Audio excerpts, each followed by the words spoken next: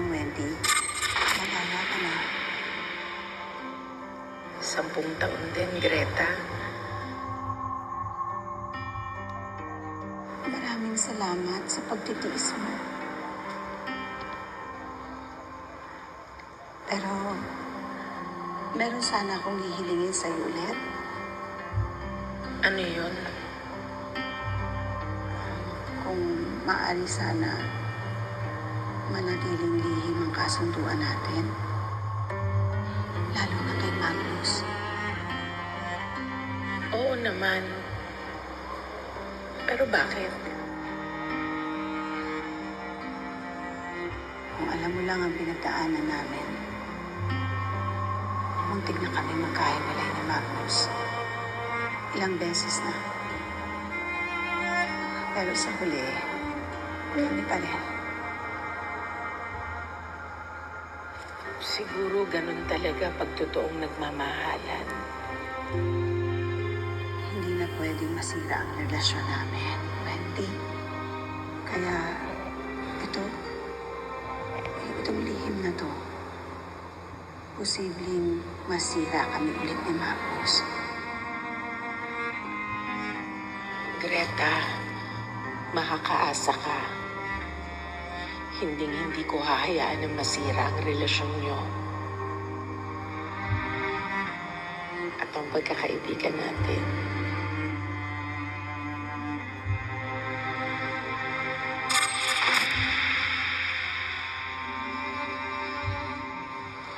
Tatahan. Ang pinagsasabi mo, pare? Sinasabi ko, paano kung anong basehan yung galit ko sa kanya?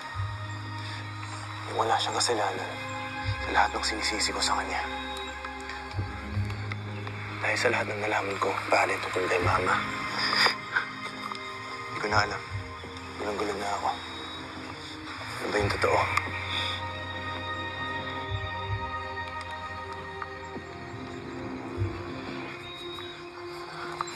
Kaya mo?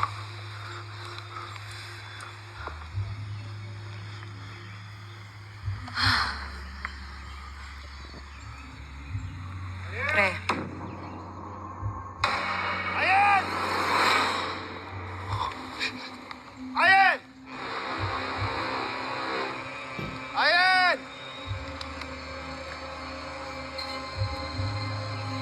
Ayan! Lalayasan mo na naman ako!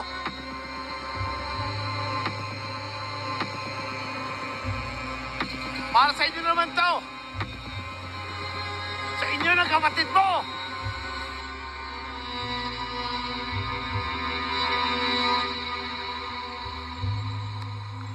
Pare, naniniwala naman ako na magiging maayos din ang lahat at makakatakas lang tayo ng buhay dito.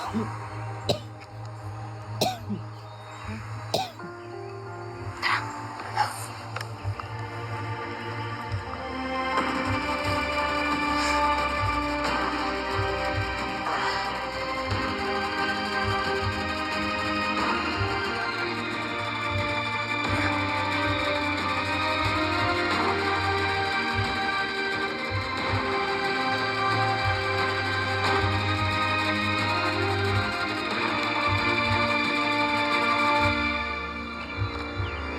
Ano?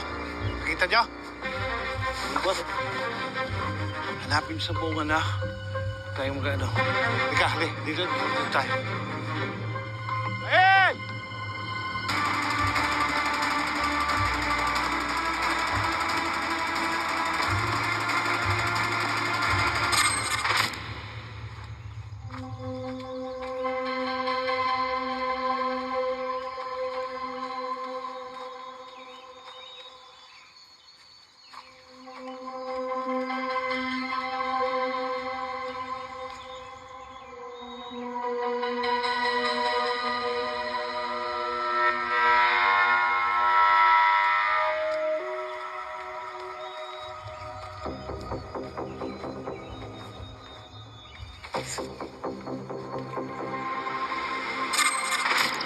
Magnus,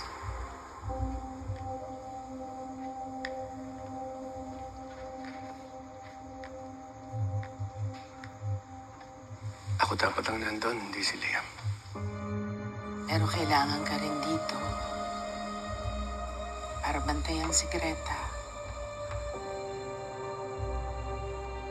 Alam ko kung gaano kahirap para sa isang magulang na hindi mo alam kung ano yung nangyayari sa anak mo.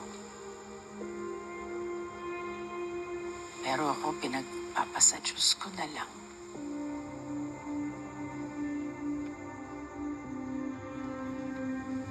Alam mo, Wendy, nagsisisi ako ngayon na hindi ako naging mabuting ama, hindi naging maayos ang relasyon namin ni Liam.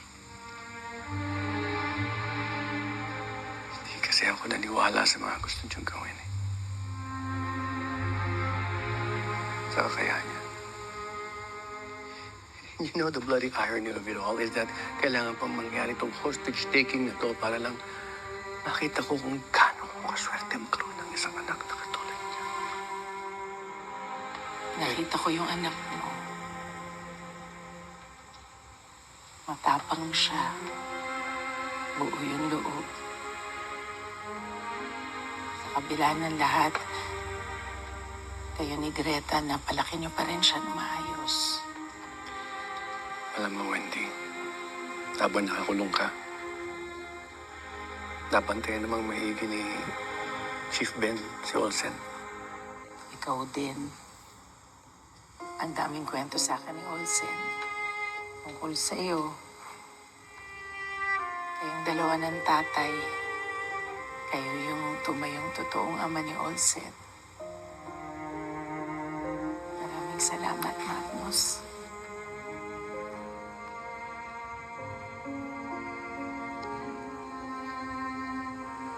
I'm sorry, Wendy. I'm truly sorry na hindi ka nagkaroon ng pagkakataon na makasama ang anak mo habang lumalaki ka. It's all because of Greta. Magnus. Wendy, hanga ako sa'yo. Sa mga sakripisyong ginawa mo para kay Olsen. Sa langit ng pagmamahal mo para sa kanya. Sa pagiging ina at puting tao.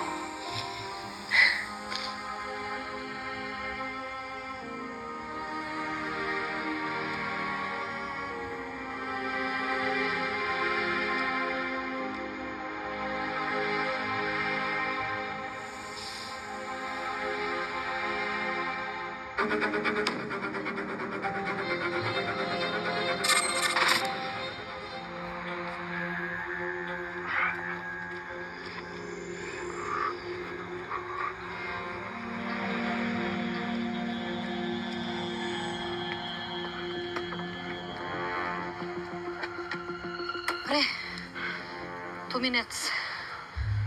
Sige lang.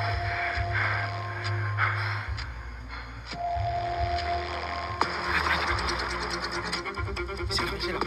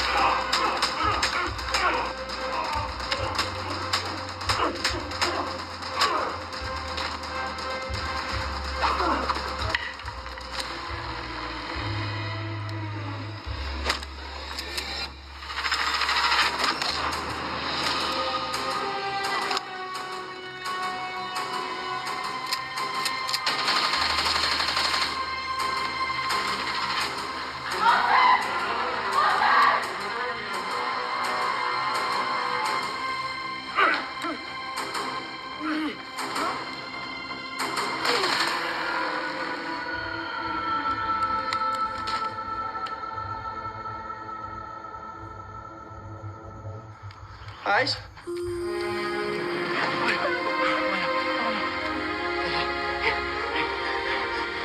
Walang loob mo, ha? Kita pa ba yan? Promise, tara. Okay.